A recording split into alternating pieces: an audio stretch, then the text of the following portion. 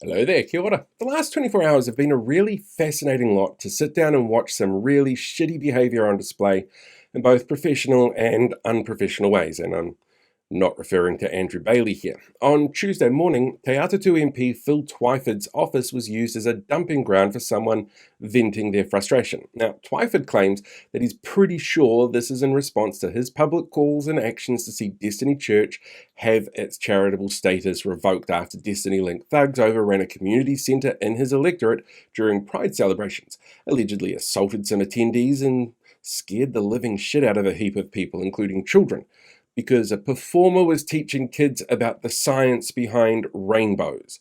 And to be fair, there is no direct evidence that's been made public that confirms that what greeted Twyford is connected directly to Destiny Church. His office are sending security footage to the police, and they'll do the mahi to identify what happened.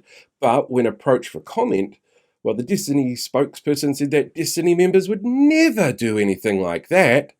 Of course, the church's members have never felt emboldened enough to take actions into their own hands to intimidate the public. No, not at all. Never happens. Ever. In fact, the Destiny Church man-up member who tried to stand over me and fight his rage enough to not hit me in public on camera outside the Glenfield Mall for pulling the fingers to his vision sign during the election was probably just really passionate. Like Andrew Bailey levels of passionate. Oh, and for those that are listening to this on this podcast or background noise, you're missing out on the slideshows of the news stories that make my last few statements seem really sarcastic. And of course, this isn't like painting over a rainbow crossing where Brian Tamaki claimed he knew nothing about it in advance and then admitted that he gave the orders for that to happen and faced no repercussions whatsoever. But that wasn't the only example of shitty behaviour on display yesterday. David Farrier revealed in his Webworm publication that Wellington legal company Franks Ogilvy recently sent out warning letters to places that they thought were providing gender-affirming care, putting them on notice that they may end up being legally liable for providing said care. The letters were sent out on behalf of a group calling themselves Inflection Point NZ. Last year, this group organised a gender-critical event in Wellington with guest speakers like Posey Parker, Brian Tamaki, and the Landry sisters to complain about trans people. Now, the group itself is somewhat mysterious. There's very little about them online other than an interview with Sean Plunkett where one of the group claims that they're just three concerned parents who somehow managed to score a booking at Takina and wanted to have a discussion with people who go out of their way to hate on trans people and persecute them and vilify people who aren't offended by people living their best life as woke. There's some interesting moving parts here too. The Franks in the name of the legal company is Stephen Franks, a former ACT MP and National Party candidate who thought the illegal Wellington occupation was lovely, that Christopher Luxon is a coherent speaker and spends a lot of time supporting the Anglosphere while criticising Māori.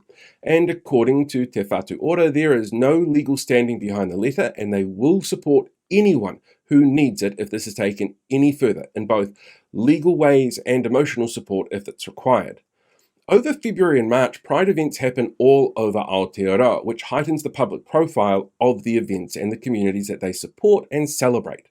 And with no vaccine mandates or lockdowns and a government that has a large contingent of cookers in it already pushing a shit ton of the ideological viewpoints that these groups use to platform themselves and rage farm with, they're now ramping up their attacks on what they see as easy targets to make people hate.